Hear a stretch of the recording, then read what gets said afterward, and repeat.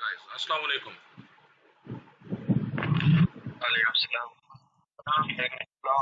Uh, मेरे पास यहाँ पे 13 स्टूडेंट्स शो रहे हैं, बाकी स्टूडेंट्स किधर हैं?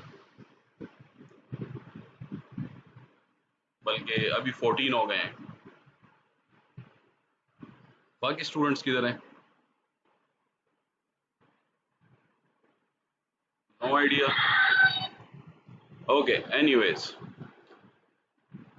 let us start the one of the very important but short and easy topic. आप सबको मेरी आवाज आ रही है?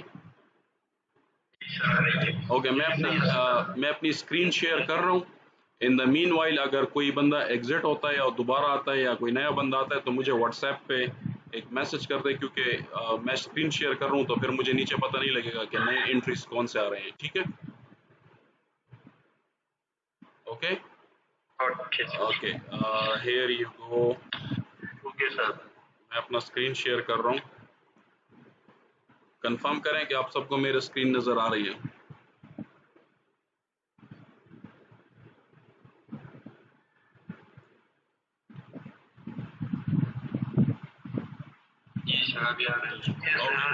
Okay, now this is one of the most important equation. और जैसे आपको पता है कि मैं आपको क्लास में साथ साथ में ये भी बताता जाता हूँ कि आपसे इंटरव्यू में या किसी टेस्ट में आप जब जाएंगे तो आपसे इसके बारे में क्या पूछ सकते हैं. ठीक है, तो ये टॉपिक भी अपने साथ अपने कोर्स में मार्क कर दें. You should know this equation very well. Okay,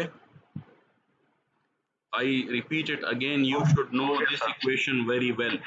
इसके प्रूफ करने के या इस मैथमेटिकल इक्वेशन को डिराइव करने के लिए आपके पास बहुत सारे मेथड्स अवेलेबल हैं. आप उसको ऑनलाइन भी देख सकते हैं, लेकिन हम इसको most simplest and most shortest method से डिराइव करेंगे ताकि आपको ये इक्वेशन याद रहे.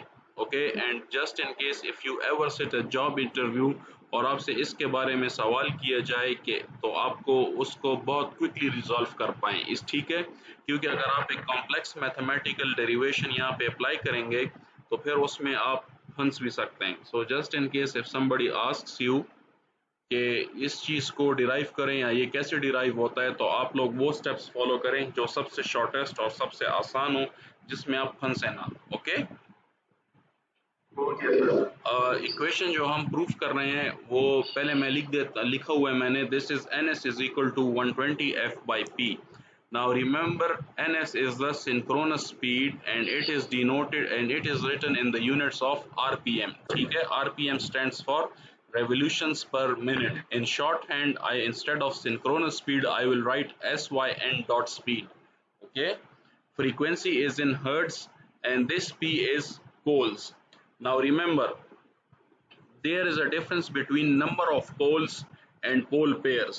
मैं आगे इसको explain करता हूँ कि इन दोनों में फर्क क्या है. ठीक है, now what is the synchronous speed actually? Remember, synchronous speed is basically the speed of the stator flux. What is stator flux? आप देखते हैं, आप जब भी कोई मोटर देखते हैं तो आपके पास उसका जो स्टेटर होता है उसमें आपने कोई फील्ड प्रोवाइड की होती है. ऐसा ही है, फील्ड जो है वो आपके पास कैसे प्रोड्यूस होती है? क्योंकि आपने वहां पे कुछ ना कुछ सप्लाई वोल्टेज दिया होता है. ऐसा ही है, ठीक है. तो उसकी वजह से जो आपने एसी फ्रीक्वेंसी वहां पे अप्लाई की होती है तो उसकी वजह से आप लोगों का जो मैग्नेटिक फ्लक्स है ये रोटेट कर रहा होता है. ओके, इस रोटेशन को, इस फ्लक्स की रोटेशन को या ये फ्लक्स जिस स्पीड से रोटेट होता है इस चीज को हम सिंक्रोनस स्पीड कहते हैं. इसके साथ हमेशा याद रखें, मैंने यहाँ पे हाईलाइट भी किया हुआ है कि synchronous speed is always greater than the shaft speed.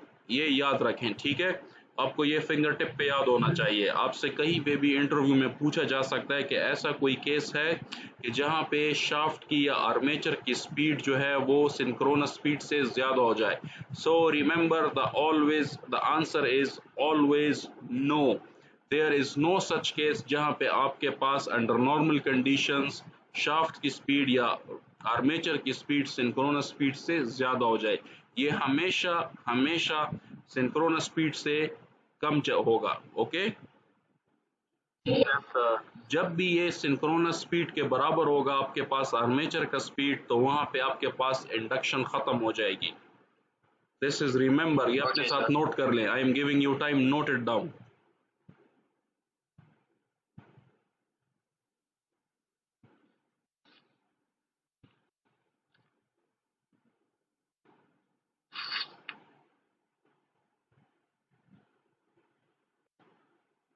Sir ji दोहरा दीजिए। क्या चीज दोहरा दूं? सर ये हमारे साथ सिंक्रोनस स्पीड और आर्मेचर की स्पीड बराबर हो जाए तो क्या होगा? There will be no induction.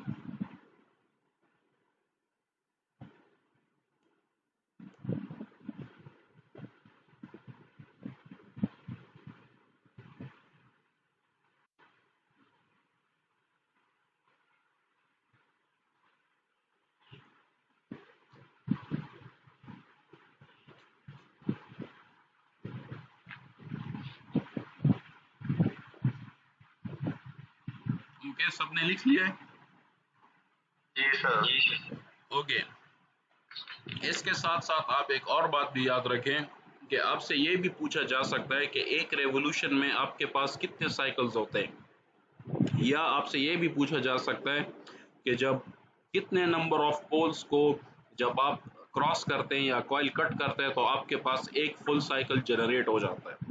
ठीक है, तो इस चीज को याद रखें, ये आपके फिंगर टिप पे होना चाहिए। Also note this down, one cycle generates when one pole pair cuts coil. अब अब देखें, पोल पेयर किस चीज को कहते हैं और पोल किसको कहते हैं। अगर आप सिर्फ नॉर्थ पोल को या आप सिर्फ साउथ पोल को लेते हैं, so this is called pole. ठीक है, एंड नॉर्थ एंड जी south sir. Pole together is called a pole pair.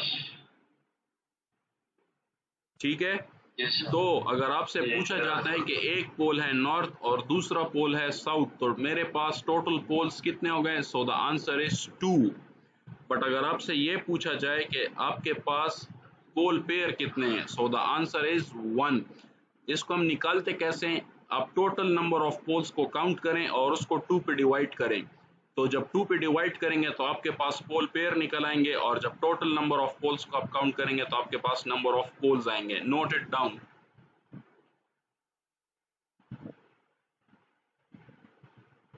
ठीक है सर। जी जी सर जी रिकॉर्डिंग स्टार्ट है अभी?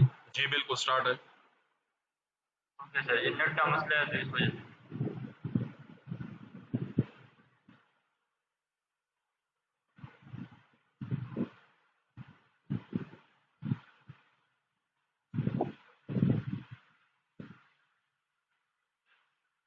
नोट कर लिया आपने? जी सर। ओके, नाउ अभी ये भी याद रखें कि हमारे पास आरपीएम जो है ये हम कैपिटल एन से डिनोट करेंगे, और आरपीएस को हम हमेशा स्मॉल एन से डिनोट करेंगे। ये हमारे पास एक कन्वेंशन है। Note it down with you as well. यहाँ पे मैंने लिखा भी है, लेकिन अपने साथ नोट भी करें इसको। Excuse me, sir. जी जी, RPS means मैं revolution बता per रहा हूँ second. बता रहा हूँ, आप लिखे पहले नोट करें।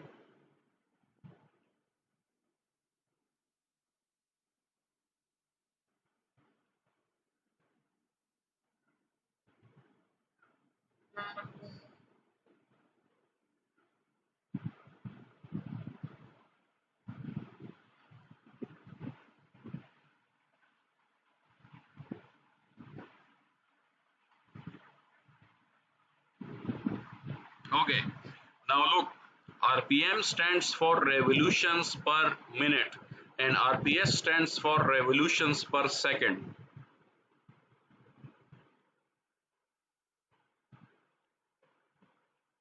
RPM is revolutions per minute and RPS is revolutions per second. अब आपसे किसी भी जगह पे ये पूछा जा सकता है कि RPS बड़ा होगा RPM से कि RPM बड़ा होगा RPS से। So what do you think? What should be the answer? RPM is greater. Then RPS. why? Because 1 minute में और second में. Yes, exactly. Okay. अच्छा, अब आरपीएम को जब भी आपने आरपीएस में कन्वर्ट करना है तो आपने आरपीएम को 60 के ऊपर डिवाइड करना है। 60 के ऊपर हम क्यों डिवाइड करते हैं? क्योंकि 1 मिनट में 60 सेकंड होते हैं।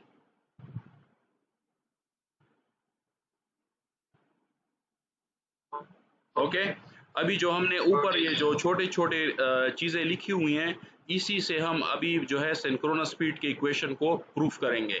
नाउ लुक, फ्रीक्वेंसी हम किसको कहते हैं? Number of cycles per second को कहते हैं। Yes sir. ठीक है, so f is equal to number of cycles per second. मैं पहले सबसे पहले ये लिख लेता हूँ। अब मैं इसी इक्वेशन को मल्टीप्लाई करता हूँ और डिवाइड करता हूँ रेवोल्यूशन के ऊपर। ठीक है, तो मेरे पास इक्वेशन क्या बन जाती है? f is equal to number of cycles per second into revolution per revolution. ठीक हो गया? जी सर। अब जो डिनोमिनेटर में मेरे पास रेवोल्यूशन है, इसको मैं सेकंड की जगह लेके आता हूँ और सेकंड को रेवोल्यूशन पर लेके चला जाता हूँ। ऐसा कर सकता हूँ मैं? जी सर। ठीक है, okay. Now the equation will look something like this: number of cycles per revolution into revolution per second। ऐसा ही होगा। जी सर। अब ऊपर देखें रेवोल्यूशन पर सेकंड को मैंने क्या लिखा था यहाँ पे? n/60। ठीक है, तो मैं यहाँ पे यस सर। ये वाली n डिवाइडेड बाई 60 का n डिवाइड बाई 60 पुट कर देता हूँ, और n डिवाइडेड बाई 60 मेरे पास किसके बराबर है? स्मॉल n के बराबर है। ऐसा ही है, स्मॉल n के। तो ये देखें, ये जो यहाँ पे ये वाला n आ गया है, this is basically this very n जो कि हमने यहाँ पे निकाला हुआ है ऑलरेडी। ओके ओके, अब मेरे पास ये चीज बचती है कि नंबर ऑफ साइकिल्स पर रेवोल्यूशन। इसमें हम क्या चीज पुट करें? So what do you think, यहाँ पे क्या चीज पुट हो सकती है? Pole, number of pole. No, not exactly number of poles. मैंने आपको बताया था कि यहाँ पे ऊपर देखें, यहाँ पे हमने क्या लिखा था? One cycle generates when one pole pair cuts the coil. Pole pair, ठीक है। तो हम क्या करेंगे, इसमें आप पुट सकते हैं। यहाँ पे हम पोल पेयर को पुट करेंगे। सो मेरे पास टोटल नंबर ऑफ पोल्स अगर कैपिटल P से डिनोटेड है, तो नंबर ऑफ पोल्स को अगर मैं स्मॉल p से डिनोट करता हूँ, तो मेरे पास ये किसके बराबर हो जाएगा? p/2 के। क्योंकि मैंने आपको बताया था कि नंबर ऑफ पोल्स से जब आप पोल पेयर निकालेंगे तो टोटल नंबर ऑफ पोल्स को 2 पे डिवाइड करेंगे। ठीक है, तो इसी p/2 को जब हम यहाँ पे डाल देते हैं तो 60 इंटू 2 बिकम्स 120, और ये बन जाता है pn के बराबर। ठीक है, तो आपने डिप्लोमा में अपने कोर्स में देखा होगा कि इसको किसी रेडियल स्पीड में और फिर रेडियन पर सेकंड और उससे डिराइव किया जाता है, वो आपसे फिर बाद में भूल जाता है। Now this is something which you will remember for your life time, क्योंकि 2-3 स्टेप के अंदर ही हमने इस इक्वेशन को डिराइव कर दिया है। अब इस इक्वेशन में अगर कोई मसला है तो मुझसे पूछ लें।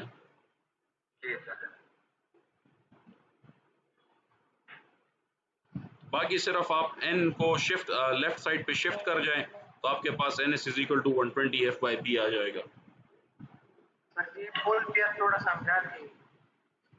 ओके, आपके पास लेट अस से अगर टोटल नंबर ऑफ पोल्स 8 हैं, okay,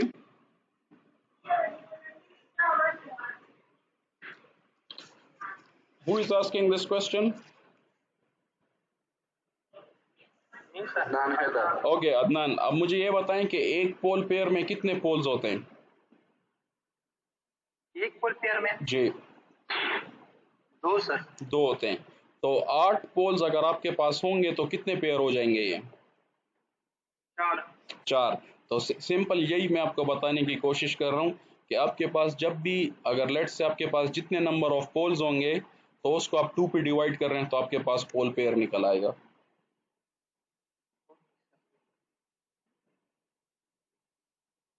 any problem up till here?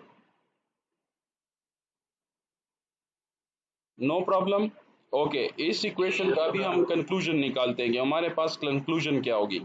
Now remember, अगर लेट अस से मैं एक मोटर की स्पीड को कम या ज्यादा करना चाहता हूं, ठीक है,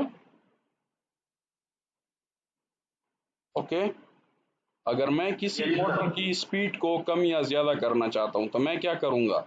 मेरे पास 120 कांस्टेंट है, कांस्टेंट है। जी सर। ओके, हमारे पास जो नंबर ऑफ पोल्स हैं ये भी एक मशीन के लिए कांस्टेंट आती है। मतलब अगर एक फैक्ट्री से मशीन बन के आती है तो उसमें जो वाइंडिंग हुई है उसके साथ आप उस वाइंडिंग को आप चेंज नहीं कर सकते। सो दैट मीन्स कि मेरे पास जो वाइंडिंग की कॉन्फ़िगरेशन है वो भी कांस्टेंट हो गई है। लेकिन मेरे पास जो फ्रीक्वेंसी है यहाँ पे देख लें, इस चीज़ को मैं वेरिएबल डिफाइन कर सकता हूँ, इस चीज़ को मैं चेंज कर सकता हूँ। तो अगर लेट से मैं किसी भी मशीन के लिए फ्रीक्वेंसी ज़्यादा करता हूँ तो उसकी सिंक्रोनस स्पीड बढ़ जाएगी, और अगर मैं किसी भी उसकी फ्रीक्वेंसी को कम करता हूँ तो मेरे पास सिंक्रोनस स्पीड कम हो जाएगी। तो इसीलिए आपने देखा होगा कि आपके पास वेरिएबल फ्रीक्वेंसी ड्राइव्स अवेलेबल है, ठीक है, या फ्रीक्वेंसी या आपके पास स्पीड कंट्रोल की जो डिवाइसेस होती हैं एसी के लिए, तो वो फ्रीक्वेंसी वेरिएबल फ्रीक्वेंसी के साथ वो चलती हैं। तो इसी इक्वेशन को देखते हुए वो डिवाइस बनाई गई है कि वो उसकी फ्रीक्वेंसी को चेंज कर रहा होता है, तो आपके पास उसकी स्पीड कम या ज़्यादा होती है। Okay, now coming back to the main equation where it is F is equal to Pn by 120। अब इसको ज़रा देख लें। आपके पास घर में जो जनरेटर लगा होता है, जब आप उसके ऊपर लोड ज़्यादा डालने की कोशिश करते हैं तो आपका वोल्टेज या आपका जनरेटर बंद होता जाता है। आपकी आवाज़ जो है, उस जनरेटर की आवाज़ ज़्यादा होती जाती है, और उसके ऊपर जब लोड ज़्यादा करते हैं तो हमारे पास फ्रीक्वेंसी ड्रॉप होती है। आपने देखा है इसको? तो हम क्या करते हैं, देखें हम क्या करते हैं, हम उस फ्रीक्वेंसी को मेंटेन करने के लिए 50 हर्ट्ज को मेंटेन करने के लिए, आपने देखा होगा कि आपके घर में जो जनरेटर होता है उसमें एक चोक का ऑप्शन आता है जिससे उसकी स्पीड ज़्यादा हो जाती है। ठीक है, आपने देखा होगा बिल्कुल पीछे की तरफ जहाँ से आप किक लगाते हैं उधर ही आपके पास एक एक्सेलरेटर का एक नॉब होता है, या जिसको हम चोक कहते हैं। तो देखिए आप क्या करते हैं, आप इस स्पीड को बढ़ाते हैं तो आपके पास क्या होता है, आपके पास फ्रीक्वेंसी जो कि पहले गिर चुकी होती है for due to additional load, आप उस फ्रीक्वेंसी को फिर कांस्टेंट कर लेते हैं। ओके जी सर। ओके, सो अगर इसमें कोई और क्वेश्चन हो तो मुझसे अभी पूछ लें।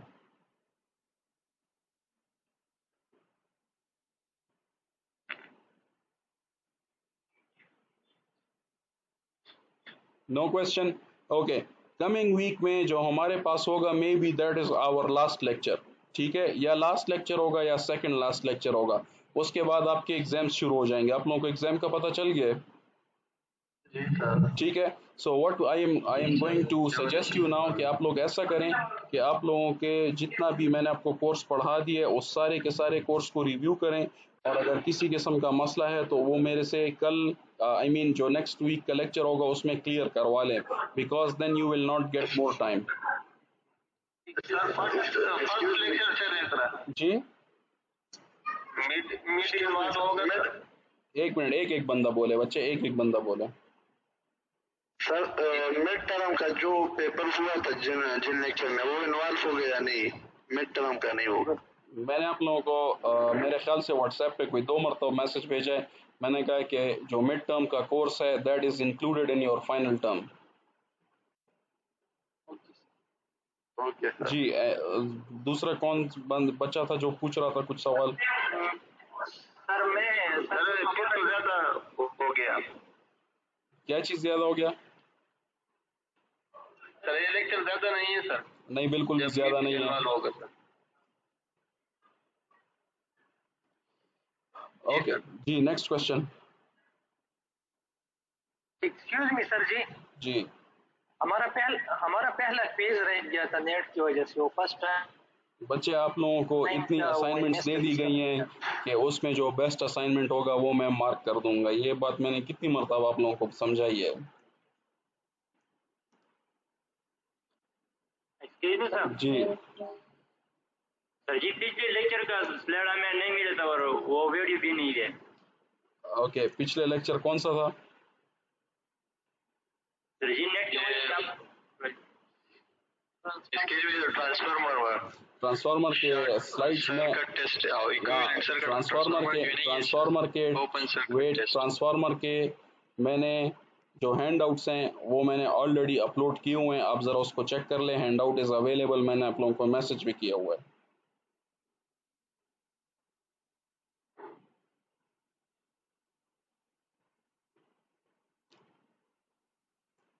नेक्स्ट क्वेश्चन जी।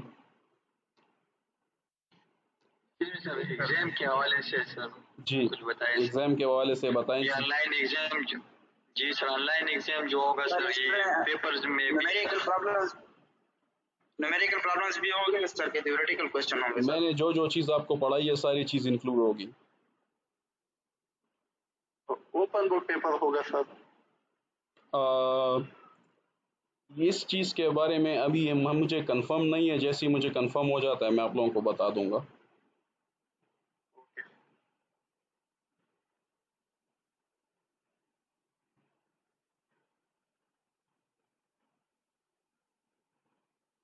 सर जी सर। सर जो पहला असाइनमेंट था वो मैंने सबमिट किया था एलएमएस पे, लेकिन सर 9 बजे से पहले सबमिट किया था। ठीक है। जब सर मैंने देखा उसमें सर नॉट ग्रेडेड लिखा था सर। बच्चे मैंने आप लोगों को बताया हुआ है कि आप लोग इस चीज़ की टेंशन मत लें। आपके साथ हमारे पास यहाँ पे जो आप लोगों का जो असाइनमेंट जब आ जाती है तो वो हम ग्रेड कर लेते हैं, लेकिन वो हम अपने साथ जो हमारे पास एक्सेल की शीट होती है जिसमें आपका रिजल्ट बनता है तो हम उसमें उसको डाल देते हैं। ओके।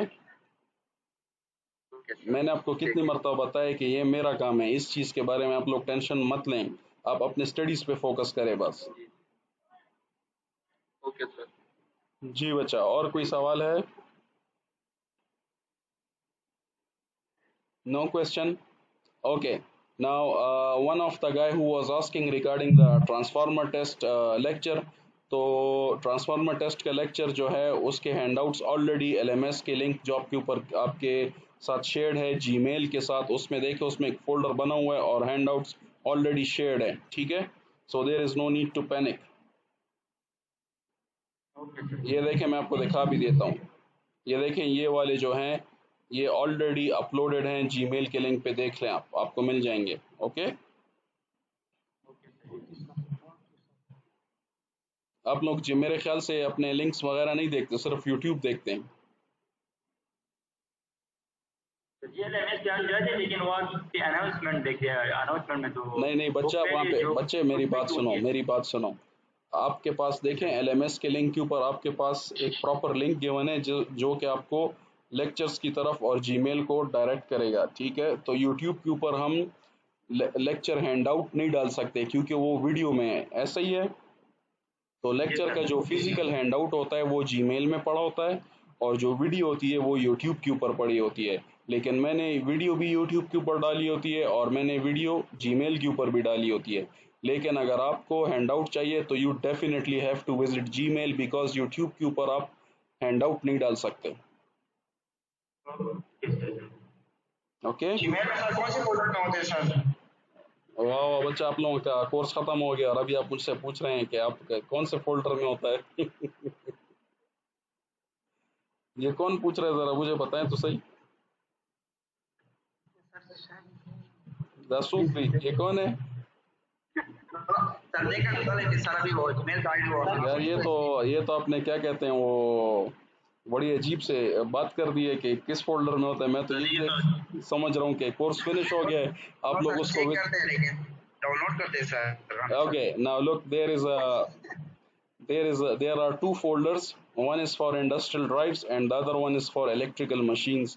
Electrical machines के फोल्डर के अंदर आप जाएं तो वहां पे आपको मिल जाएंगे। ठीक है, okay sir, okay sir, thank you. Okay sir. It's quite surprising that you people don't even know that. मेरे ख्याल से जीमेल किसी ने भी विजिट नहीं किया होगा।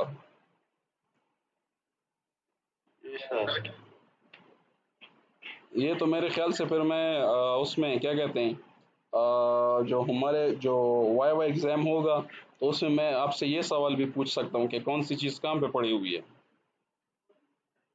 जी हमेशा वीडियो जो है ना वो यूट्यूब की हम इनको डाउनलोड और जो नोट्स वगैरह होते हैं वो व्हाट्सएप की चलिए ठीक इस है, वजह से हम ओके ओके, चले, I don't want to waste your further time. आप लोगों के एग्जाम आ रहे हैं, अपनी पढ़ाई करें। तो अगर और कोई सवाल नहीं है, so I am finishing the class, ठीक है? Okay sir. Okay, so the class is over, but in the meanwhile you have my WhatsApp, तो आपको अगर कोई मसला हो तो आप उस पर पूछ सकते हैं। Okay, have a nice day, goodbye, take care. Thank you sir.